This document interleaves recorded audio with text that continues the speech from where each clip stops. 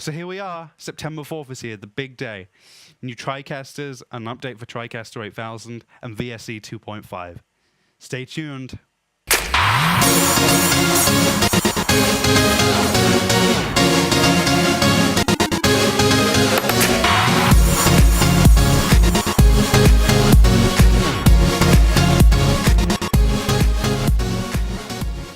Today, San Antonio-based company NewTek announced 3 brand new models of their TriCaster live production systems. Among them, the TriCaster 410, 460, and 860. While the 460 and 860 largely remain upgraded models of the 455 and 855, the 410 is a completely new product to the market. TriCaster 410 features 4 HD SDI inputs for a completely digital signal flow. It's also running the brand new version 2 software, which we'll talk about later in the video. While TriCaster 410 only uses digital connections for the video side of things, it still, however, retains analog audio input and output, so you can connect to your mixers, to your microphones, etc., without having to buy any converters. TriCaster 410 starts at just under $10,000 at $9,995. We expect that it will be an incredible solution for those wanting to get into video production, live video production, but still need that digital signal flow which is provided by the SDI inputs. So let's talk about the software on these new systems. TriCaster XD V2. TriCaster XD V2 has loads of features that me, as a TriCaster user, I've been waiting for a long time. One of my favorite is the brand new animation buffers. On the 8000, there are 10 animation buffers to allow you to store just short 300 frame clips that you can use anywhere in the switcher just as a regular video source. An example of this would be, in fact, the background behind me. Previously, I would have had to have used up a DDR channel to play this animated ticker in the background. Now, it's an animation buffer, and I've still got my 2 DDRs for what they're used for, which is long-form video content.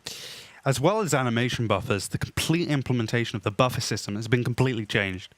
You've now got 15 buffers on all the models, some of them animation, some of them not, varying on which model you buy, that can be used as 15, stills players, essentially. I can now edit titles inside buffers. I can select anyone I want on the switcher or virtual inputs. They're no longer locked. It's so much more flexible. I really like this new feature.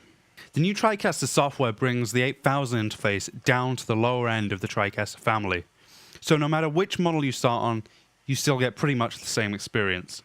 We think this is a huge benefit when training people to use TriCasters, and if I start on a 410, I move to an 8000, I can kind of get the hang of it much quicker than previously I would have been able to.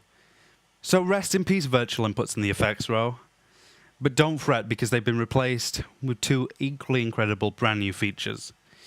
All these new TriCaster systems feature 4 mix effects rows, so you can either configure a mix effect to be an effect, like the old virtual inputs, or a mix, a submix, a switcher inside a switcher, if you will. These mixers can then be sent to the output, so you can provide a completely separate mix with transitions, full transwarp effects, to a secondary output. As for the effects row, well, don't mourn the death of that, because that has been replaced with channel grouping. You've got 4 groups on the switcher that you can use to group together channels inside virtual inputs, allowing for much more flexibility than the effects row ever did. Another new feature on all these new TriCaster models is MIDI support. Yes, MIDI support. This means you can use maybe this as a controller or even this, anything in between as well. This makes it great if you want to sequence your shows, between multiple pieces of equipment, as TriCaster can now be controlled by a universal standard that's used on equipment all over the world. Incredible new capability. So the final feature I'm going to tell you about, the final major feature, there are hundreds of new features and improvements, but the final major feature I'm going to talk to you about is social media support. Yes, across the whole line of these new TriCaster systems, you can publish to YouTube, you can publish to Twitter, you take a grab, you send it to your Facebook, your Twitter, maybe you upload a short clip of your show to YouTube, mid-show, while the show's going on. This is a great feature. It really helps, get awareness for your show and promote your show while the show's going on. It saves so much time and effort. Now, we're going to hear from another TriCaster user, Mark Johnson of TTFN TV, and hear what his favorite features of the new updates are. Mark? We're lucky enough to have been a beta tester for the new software for the TriCasters from NewTek. And the number one thing that has struck home to me over the last couple of months is that I don't want to move back to the previous versions. There's much more flexibility, there's new features, there's things that we can do now that we couldn't do before. There's things that we could do before, but we can do now, and they're easier to do.